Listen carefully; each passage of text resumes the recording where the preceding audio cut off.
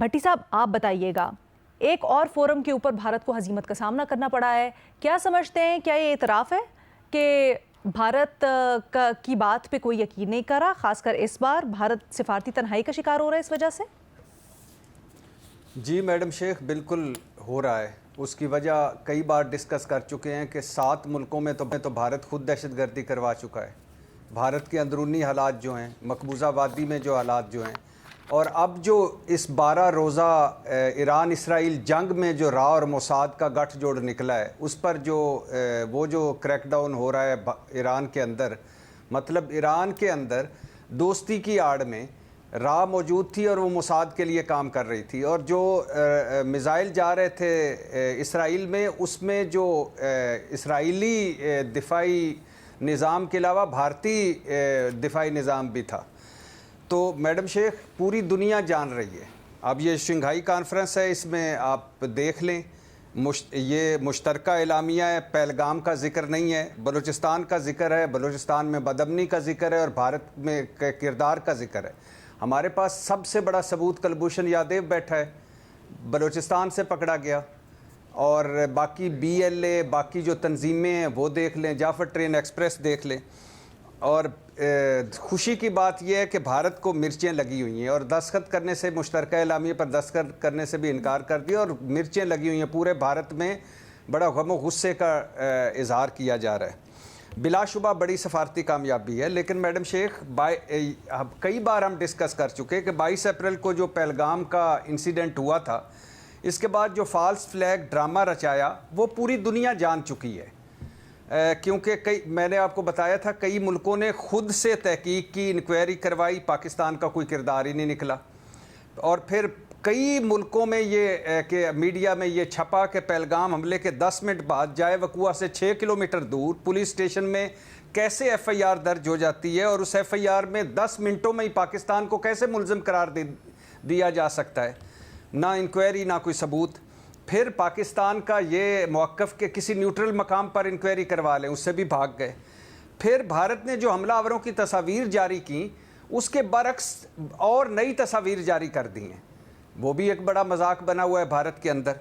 फिर अभी तक पहलगाम हमले की जो भारत की अपनी इंक्वायरी है वो भी मुकम्मल नहीं हुई। फिर 2 माह से ज़्यादा का वक्त हो गया है, भारत ने मकबूजा कश्मीर में क्रैकडाउन पे क्रैकडाउन कर दिया, हज़ारों लोगों को गिरफ्तार किया, सैकड़ों घर तबाह कर दिए, लेकिन हमलावर नहीं पकड़े गए। और फिर इसके भारत के अंदर पहलगाम पर सवालात उठाए जा रहे हैं। कहा जा रहा है ये स्क्रिप्टेड कहानी है। कहा जा रहा है क्यों चुनाव के ऐन करीब ये सारा कुछ हो जाता है, इस तरह के वाक़यात। फिर मैडम शेख, राजनाथ साहब ने फिर ऑपरेशन संदूर का जिक्र किया। एक तो सरेंडर मोदी से राजनाथ साहब तक सारों की ढिठाई को सलाम है। इनकी यानी इनकी हिम्मत है कि दुनिया ऑपरेशन बुनियानुल मरसूस की तारीफ़ें कर रही है, दुनिया हमारी फ़ौज और फ़ज़ाइया की तारीफ़ें कर रही है, ये ऑपरेशन संदूर में घुसे हुए हैं। अगर ऑपरेशन संदूर इतना ही काबिल ज़िक्र था, इतना ही बड़ा ऑपरेशन था, इतनी बड़ी कामयाबी थी, इतनी बड़े चर्चे वाला था, तो मोदी साहब से राजनाथ साहब तक और अमित शाह से अजीत डोल साहब तक ज़रा फ्रांस में फ़ोन कर लें, राफेल तैयारे बनाने वाली कंपनी को क्यों उनके शेयर्स गिर गए हैं, S-400 वाली रूसी कंपनी से क्यों वो जो कई आर्डर्स कैंसिल हो गए हैं, इसराइली ड्रोन्स का क्यों मजाक उड़ाया जा रहा है। तो ये सारा ज़ाहिर है भारत को, मैडम शेख, किस्सा मुख्तसर पूरी दुनिया जान चुकी है। ये पुराना भारत नहीं है, ये दहशतगर्द भारत है जिसका सरेंडर मोदी जो है उसका हेड है, और दहशतगर्दी अब उनकी बेनकाब हो रही है। पाकिस्तान के अंदर वो कह रहा है कि हमने 22 लोग मारे, टारगेटेड किलिंग की।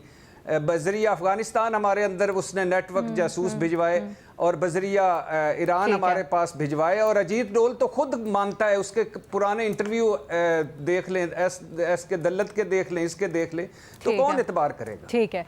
अच्छा फैसल, क्या आपकी भी यही राय है कि वाकई में भारत तन्हाई का शिकार हो रहा है, और इसकी हम क्या मजीद एक्चुअल मैनिफेस्टेशंस भी देख सकेंगे दुनिया में, एज इन इसका मतलब क्या है?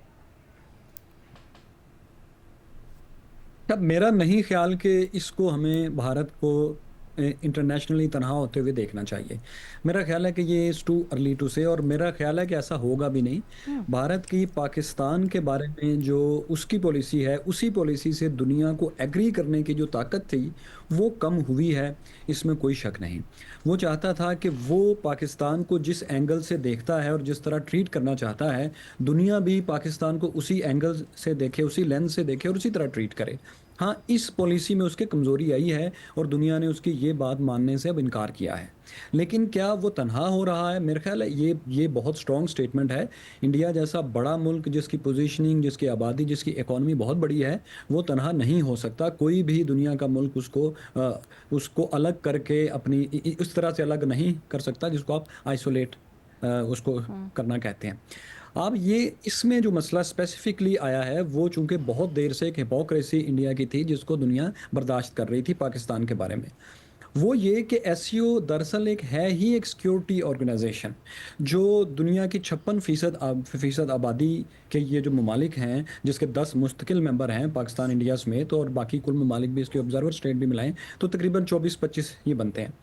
ये दुनिया की 56% से ऊपर आबादी बनती है। ये इसकी सिक्योरिटी का एक प्लेटफॉर्म है जो शंघाई 5 से स्टार्ट होके यहाँ पर आया। तो इसके अंदर इसके जितने भी फोरम्स होते हैं, एक में मैंने भी शिरकत की है, तो उसमें तमाम की तमाम इनकी पॉलिसीज़, इनके गुफ्तगू इन इलाकों की सिक्योरिटी पर होती है।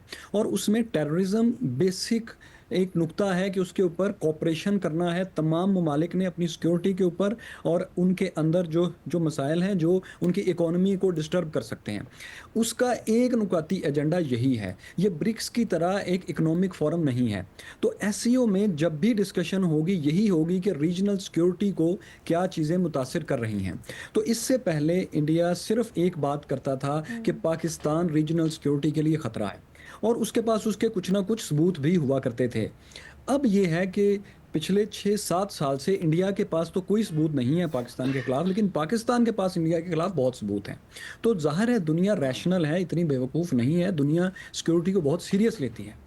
सो अब इस तरह के इजलास में जब पाकिस्तान अपने सबूत पेश करता है कि देखिए हम अब रीजन को डिस्टेबलाइज नहीं कर रहे, ये मुल्क कर रहा है, तो इस पोजीशन पर, इस एक नुक्ते पर इंडिया वाकई आइसोलेट हुआ है, लेकिन इसको हम उसकी इंटरनेशनल आइसोलेशन नहीं कहें।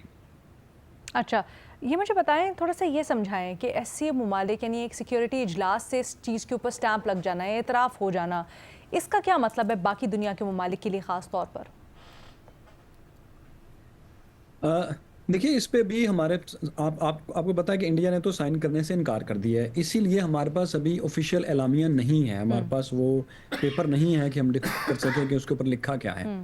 लेकिन आप ये बात समझिए कि दुनिया सिक्योरिटी को इतना सीरियस लेती है कि जब कोई मुल्क अपनी स्ट्रेंथ साबित कर देता है तो दुनिया उसके साथ खड़ी होती है। दुनिया ह्यूमन राइट्स एक फैशन है, लेकिन सिक्योरिटी डॉक्ट्राइन्स और मुल्कों के मसल्स एक हकीकत हैं, लोग रियल पॉलिटिक पर चलते हैं। पाकिस्तान ने पिछले महीनों में जिस तरह अपनी मसल पावर और अपनी रीजनल पावर शो की है, उसके बाद आप देखें अचानक दुनिया में एक वेव आई है पाकिस्तान की सपोर्ट की, कि ये वो मुल्क नहीं है जो अपने आप को, जिसकी स्टेट अपने आप को गवर्न नहीं कर सकती और अपने आप को डिफेंस नहीं कर सकती। उसने पूरी की पूरी। फैसल, मुझे थोड़ा सा ये बताइएगा, अगर इसके ऊपर दस्तखत नहीं होते भारत की तरफ से, क्या एलामिया जारी होगा या नहीं होगा? देखिए, ये तो जारी होगा, क्योंकि आप समझ लें कि जो मुल्क इसको होस्ट करता है वो बेसिकली सबसे पहले लिखता है, उसके बाद बाकी ममालिक के पास जाता है और वो उसमें चेंजेस करते हैं। इंडिया ने किसी भी अभी तक चेंज पर बाकी 9 परमानेंट और दीगर ममालिक के साथ मुतफिक नहीं हो सका। अगर वो नहीं भी मुतफिक होगा तो उसके एतराज़ के साथ एक एलामिया जारी हो जाएगा। एन मुमकिन है कि हो जाए ऐसा। लेकिन हम सेफली ये कह सकते हैं एलामिया जारी। अच्छा, मतलब हम ये सेफली कह सकते हैं कि मोहर सख्त हो गई। नहीं, देखिए, अगर जब जारी होगा तब हम कहेंगे, लेकिन ऐसा पॉसिबल नहीं है कि एलामिया जारी ही ना हो। एलामिया जारी होना इसलिए ज़रूरी है कि वरना तो फिर इस इजलास की अहमियत और इसकी ये क्यों फिर मुरक्कत हुआ? आप अगर एक एलामिया भी जारी नहीं कर पाए तो फिर ये क्यों? इसलिए होगा, थोड़ी सी डिले से होगा,